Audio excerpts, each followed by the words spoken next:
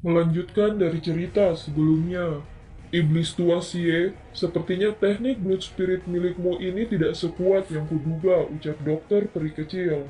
Kamu hanya mengandalkan kemampuan tubuh racun menyedihkan itu. Apa yang harus disombongkan? Jika Anda tidak memiliki tubuh racun yang menyedihkan ini, tidak mungkin bagi Anda memiliki kualifikasi bahkan untuk berbicara dengan saya yang tua ini, ucap si Bian. Sosok manusia melintas sebelum akhirnya muncul di samping dokter peri kecil. Mereka secara mengejutkan adalah Shoyan, Zian, dan Medusa. Apakah kamu sudah menghabisi orang itu? Tanya dokter peri kecil. Sudah, tapi sepertinya kamu tidak bisa menghabisi orang tua ini. Apakah Anda membutuhkan saya untuk campur tangan? Ucap Medusa. Aku sudah memasukkan darah tubuh racun yang menyedihkan ke dalam dirinya. Dia akan mengalami kesulitan melarikan diri dari kematian hari ini, ucap dokter peri kecil. Sungguh tak terduga, pelindung Tia benar-benar berakhir dengan nasib seperti itu. Tapi kalian semua benar-benar berani. Terlepas dari mana latar belakang Anda semua, kemungkinan Anda semua tidak akan memiliki kedamaian di masa depan, ucap si Bian. Bukan hanya pelindung Tie, kepala sekte 10.000 kalajengking Anda dan Shishan juga berakhir dengan nasib seperti itu, ucap Soya. Aku yang lama mungkin mengalami kesulitan melarikan diri dari bencana hari ini, tetapi kalian semua juga harus membayar harga darah jika kamu ingin aku yang lama mati, ucap si Bian. Dia ingin menghancurkan dirinya sendiri, ucap Ratu Medusa. Mulut si Bian tiba-tiba melebar dan kilatan cahaya hitam pekat langsung melesat dari mulutnya. Cahaya berwarna hitam ini tidak besar, namun kecepatannya sangat cepat sekejap mata muncul ke kelompok dokter peri kecil, menyebabkan kelompok Shoyan kekurangan waktu untuk menghindar. Dokter peri kecil dan Medusa juga agak lengah oleh serangan tiba-tiba si Bian ini. Mereka hanya punya waktu untuk mengedarkan Dauki ke tubuh mereka saat kritis ini. Target serangan si Bian ini sebenarnya bukan dokter peri kecil tetapi Shoyan. Hanya beberapa detik berlalu, bola racun iblis telah memasuki dada Shoyan. Bocah, kamu telah membunuh begitu banyak orang dari gerbang 10.000 kalajengkingku.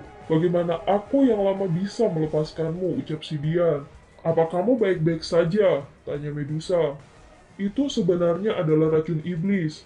Bajingan tua ini benar-benar kejam, ucap dokter peri kecil. Tempat racun iblis, apa itu? Tanya Ratu Medusa. Keterampilan jahat bagi mereka yang berlatih Poison Doki di dalam Kekaisaran Cuyun. Ia mampu mengumpulkan semua racun Doki seseorang dan memasukkannya ke dalam tubuh lawannya. Dan bintik hitam ini akan terus melepaskan garis racun. Ketika garis racun ini menutupi setiap titik akupuntur, jalur Ki di dalam tubuh orang yang terkena akan cepat membusuk. Namun, bagi seseorang yang menggunakan keterampilan ini, efek baliknya yang menggunakan akan kehilangan semua doki mereka dan menjadi orang yang tidak berguna, ucap dokter peri kecil. Bagaimana racun ini bisa diselesaikan? Tanya Ratu Medusa. Jika Do Huang biasa atau bahkan Do Huang yang menggunakan teknik racun iblis ini, aku pasti bisa membatalkannya. Namun, si Bian adalah seseorang elit Douzong. Sangat merepotkan bahkan bagi saya untuk membatalkannya, ucap dokter peri kecil. Niat membunuh yang membumbung ke langit melonjak dari tubuh Medusa. Dia menoleh ke arah si Bian dan berkata dengan marah, "Anjing tua, serahkan penawarnya," ucap Ratu Medusa. "Aku yang lama tidak akan bisa hidup lama setelah menggunakan racun iblis. Aku tidak akan kesepian sekarang karena bocah ini akan menemaniku," ucap si Bian. Wajah Medusa sedingin es. Tangannya menebas kedua tangan si Bian hingga darah segar berterbangan kemana-mana. "Apakah kamu akan masih berbicara? Masih ada kakimu jika tanganmu hilang. Jika kakimu hilang, aku masih bisa membantumu memotong perutmu," ucap Ratu Medusa. "Apakah kamu sangat marah karena pria itu akan mati menemaniku yang sudah tua ini," ucap si Bian. Kelihatan dingin melintas di mata Medusa. Kakinya menendang keras ke salah satu lutut si Bian. Suara patah tulang terdengar dan putusnya kaki si Bian. "Semakin kejam kamu padaku, semakin aku akan menyadari posisi tinggi bocah ini di hatimu," ucap si Bian. Napas dari mulut si Bian semakin melemah di bawah siksaan kejam oleh Ratu Medusa. Namun, senyum di wajahnya tumbuh semakin padat. Niat membunuh di hati Medusa sekali lagi melonjak ketika dia melihat senyum di wajahnya. Suaranya seram saat Medusa dengan dingin berkata, "Setelah kamu mati, aku akan membiarkan semua orang dari gerbang 10.000 kalajengking menemanimu dalam kematian. Saya pasti tidak akan membiarkan seekor anjing pun keluar dari gerbang 10.000 kalajengking Anda lepas," ucap Medusa. "Kamu bisa melakukan apa yang kamu inginkan. Racun iblis ini adalah sesuatu yang bahkan tidak dapat dibatalkan oleh pengguna. Bahkan saya tidak memiliki penawarnya," ucap si Bian. Setelah mendengarkan ungkapan dari si Bian, Medusa tidak ingin melihat wajahnya lagi. Kelihatan kejam melintas di matanya. Tangannya yang halus seperti pisau ditusukkan ke dada si Bian, mengakibatkan tubuh si Bian hancur menjadi ketiadaan. Medusa melintas ke arah Soyan dan dia berkata, "Kita akan pergi. Aku akan membawamu kembali ke Kekaisaran Jiama. Jika gue tidak dapat membantu Anda mengeluarkan racun, saya akan membawa Anda ke benua untuk menemukan seseorang untuk membantu Anda," ucap Ratu Medusa. "Orang yang berspesialisasi dalam menggunakan racun ada di sini," ucap Soyan. "Aku benar-benar tidak memiliki kemampuan untuk membatalkan racun iblis yang telah dibuat oleh elit Douzong. Jika Anda dapat menemukan seorang ahli yang satu kelas lebih tinggi, orang itu mungkin dapat membatalkannya," ucap dokter peri kecil. "Bukankah itu berarti membutuhkan elit legendaris Douzun?" ucap Soyan. "Racun iblis ini mungkin sangat beracun, tetapi bukannya tanpa manfaat. Ini berisi semua dauki Sibian di dalamnya. Jika Anda mampu bertahan dan menyelesaikannya, sejumlah besar dauki akan diwariskan kepada Anda. Tentu saja syaratnya Anda harus membatalkan racun iblis ini meletus," ucap dokter peri kecil. "Berapa lama racun iblis ini akan benar-benar meletus?" tanya Soyan. "Hanya setengah tahun, namun Anda tidak perlu khawatir tentang ini. Meskipun saya tidak dapat membatalkan racun iblis, saya memiliki kemampuan untuk menunda waktu meletusnya," ucap dokter peri kecil.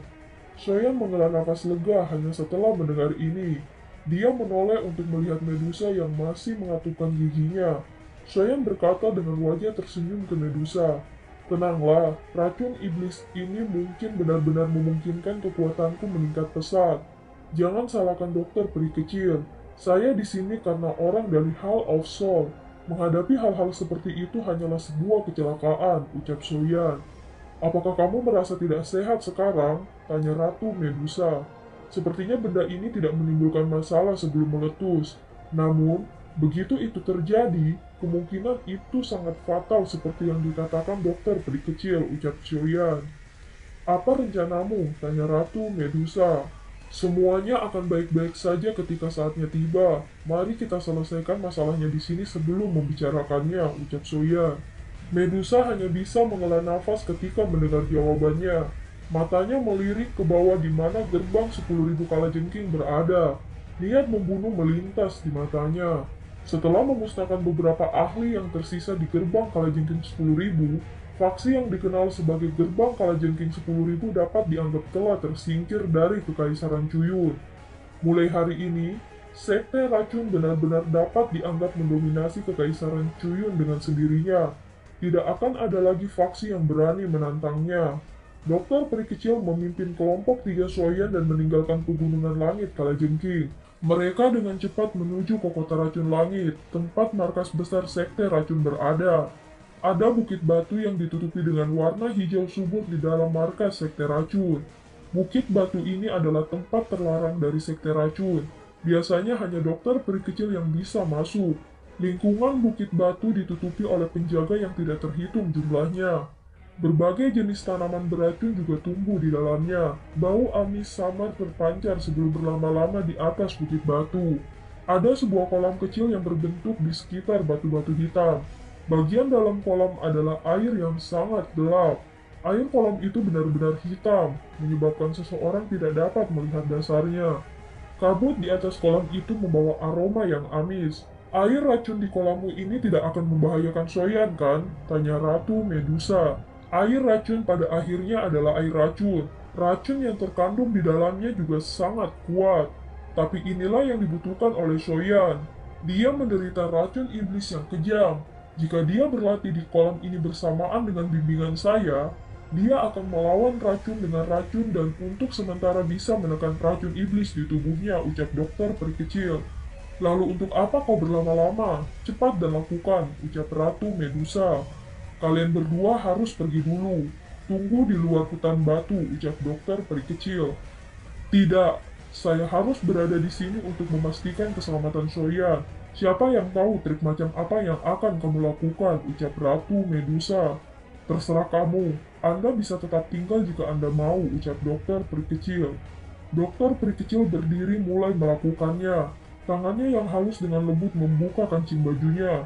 Dia dengan lembut menggigit bibir bawahnya dan tubuh telanjang yang indah terungkap di depan mata Medusa dan Zian di sekitarnya. Semburat merah muncul di wajah Medusa saat melihat aksi dokter peri kecil.